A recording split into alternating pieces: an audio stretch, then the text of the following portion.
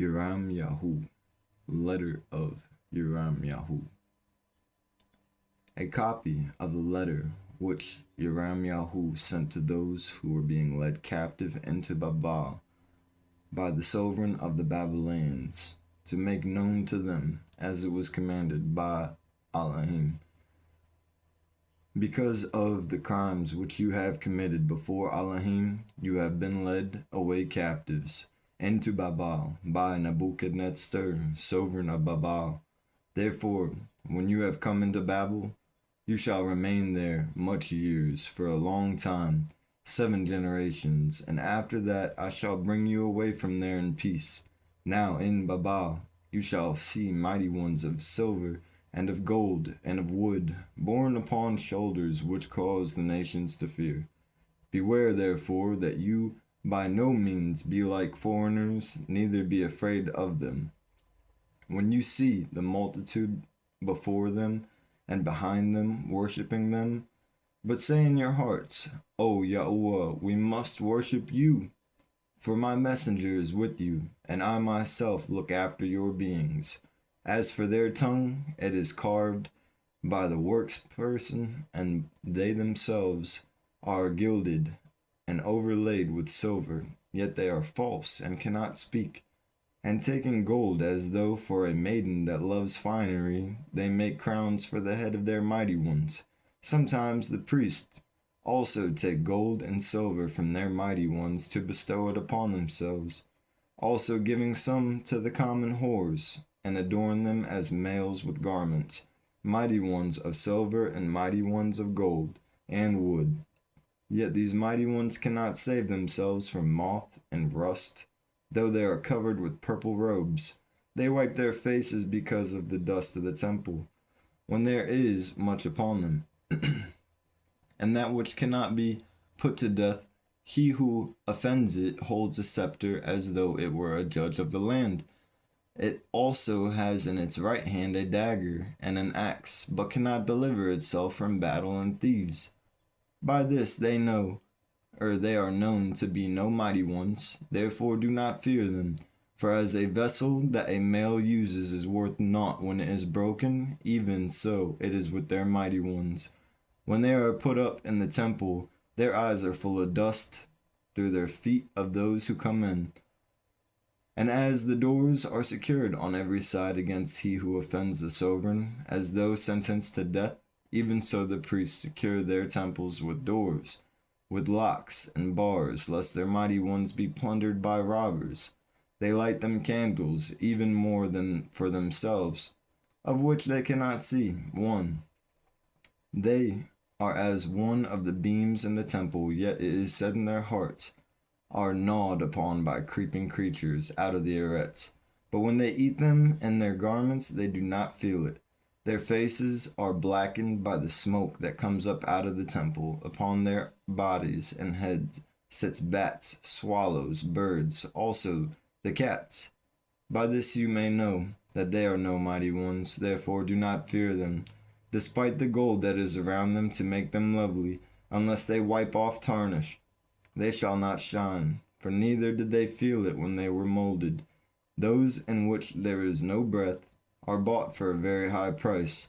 They are borne upon shoulders, having no feet. Thereby they declare to males that they are of no worth.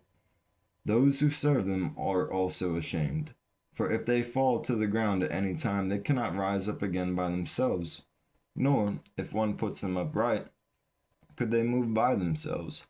Neither, if they are bowed down, could they make themselves straight. But they put gifts before them as to dead males. As for that which is offered to them, their priests sell and misuse. Similarly, their wives preserve some of it in salt, but to the poor and assistless they give none of it. Females in monthly separation and females in childbirth eat their offerings. By these you know that they are not mighty ones. Do not fear them. For how could they be called mighty ones? For females place meat before the mighty ones of silver and gold and wood, and the priests sit in their temples, having their garments torn, and their heads and beards shaven, and their heads bare. They roar and cry before their mighty ones, as males do at the feast when one is dead. The priests also take off their garments and clothe their wives and children, whether it be evil that one does them good, that one does to them or good. They are not able to repay it. They could neither appoint a sovereign nor put him down. In like manner, they neither give wealth nor silver. Though a male makes it a vow to them and does not guard it, they do not require it. They save no male from death, nor deliver the weak from the mighty. They do not restore sight to the blind male, nor assist any male in his distress. They show no kindness to the widow, nor do good to the fatherless. Their mighty ones of wood, and which are overlaid with gold and silver, are like stones that are hewn out of the mountain. Those who worship them shall be put to shame. How should a male then think and say that they are mighty ones, when even the Casdites themselves shame them? For if they shall see one dumb who cannot speak, they bring him and entreat Baal that he may speak, as though it were able to understand. Yet they cannot understand this themselves, and leave them, for they have no knowledge. The females with cords about them also sit in the byways, burning brand for perfume. But if any of them, drawn by some that passes by, lies with them, she reproaches her companion, that she was not thought as worthy as herself, nor her cord broken. Whatever is done by them is false. How is it then even thought or said that they are mighty ones? They are made by carpenters and goldsmiths. They are no other than what the work person wants them to be. And they themselves who made them do not live long. How could those which are made by them be mighty ones? For they left lies and reproaches to those who come after. For when any battle or plague comes upon them, the priests consult with themselves where they might hide with them. How then do males not perceive that they are not mighty ones, which neither save themselves from battle nor from plague? For seeing they are only of wood, and overlaid with silver and gold, it shall be known after this that they are false.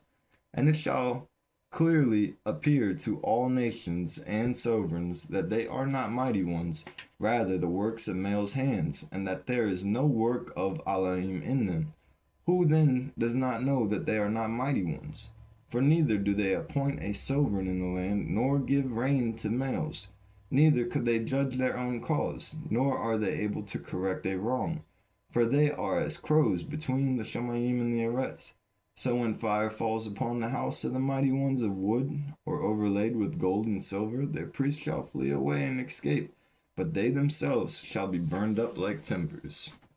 And they cannot withstand any sovereign or armies. How is it then thought or said that they are mighty ones?